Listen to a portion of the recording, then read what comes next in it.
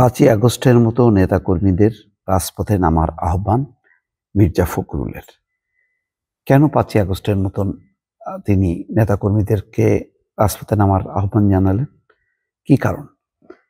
দর্শক, আমরা খবরটা দেখি। খবরে তিনি কেন, কি কারণে বলছেন, নিশ্চয়ই তার ব্যাখ্যা আছেন। বিএনপির মহাসচিব মির্জা ফখরুল ইসলাম আলমগীর ৫ই আগস্টের মতো আবারও নেতাকর্মীদের রাজপথে নামার আহ্বান জানিয়েছেন। তিনি বলেন, এখনো ষড়যন্ত্র শেষ হয়নি, দেশ ও দেশের বাইরে ষড়যন্ত্র চলছে। এজন্য তিনি সবাইকে সতর্ক থাকতে বললেন। সোমবার বিকেলে ঠাকুরগাঁও শিবগঞ্জ ডিগ্রি কলেজ মাঠে উপজেলা বিএনপি আয়োজিত এক জনসভায় তিনি এই কথা বলেন। বিকেল ৪টা ৩২ ছোট ভাই জেলা বিএনপি সাধারণ সম্পাদক মির্জা ফয়সাল আমিনের হাত ধরে সভামঞ্চে ওঠেন দলটির মহাসচিব মির্জা ফখরুল ইসলাম আলমগীর। মঞ্চে দাঁড়িয়ে তিনি সবাইকে সালাম বিনিময় করেন, বলেন, আপনারা কেমন আছেন?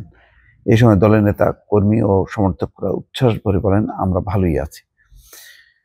সময়ের দিকে খেয়াল রেখে এরপর মির্জা ফখরুল প্রধান অতিথির বক্তব্যের শুরুতেই উপস্থিত নেতা কর্মীদের উদ্দেশ্যে বলেন, আপনারা কি সত্যি সত্যি পরিবর্তন চান, নাকি আবারও সেই আওয়ামী লীগের নৌকাতে ফিরতে চান?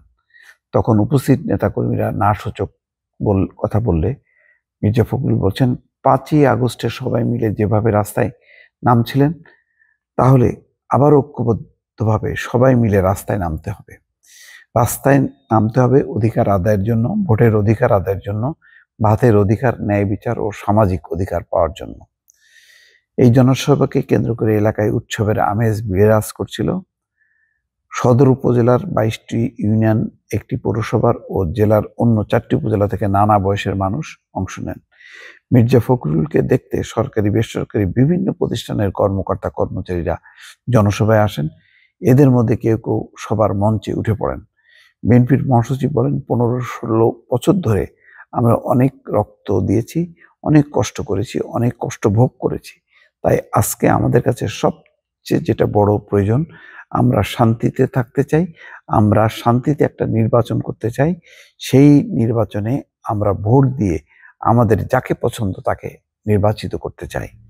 তিনি আওয়ামী লীগের দুঃশাসনের কথা তুলে ধরে বলেন, এখন আর জেলে যেতে হবে না, আমরা এখন শান্তিতে আছি। এখন রাত হলে পুলিশ আমাদের বাড়িতে গিয়ে আক্রমণ করবে না, যেটা আমাদের গত 15 বছর ধরে থাকতে হয়েছিল। মির্জা ফখরুল বলেন, 1971 সালে আমরা যুদ্ধ করেছি একটি স্বাধীন রাষ্ট্রের জন্য। পাকিস্তানি হানাদার বাহিনীর কাছ থেকে রক্ষা পেয়েছিলাম যুদ্ধ করে। বুকের রক্ত দিয়ে লাখ লাখ মানুষ শহীদ হয়েছে। হিন্দু মুসলিম ভাইয়েরা ঘর বাড়ি ছেড়ে ভারতে চলে গিয়েছিল, আমরা সেটা ভুলি নাই।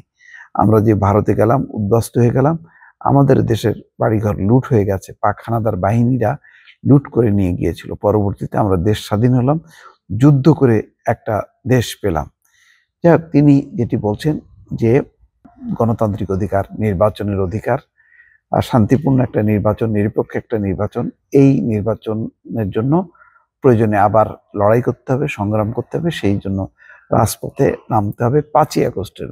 মোট কথা, নির্বাচনের ইস্যুতেই জনগণকে সতর্ক করছেন যে এই নির্বাচন হবার আগেই হয়তো দেশি বিদেশি নানা ষড়যন্ত্র হচ্ছে যাতে নির্বাচন না হতে পারে।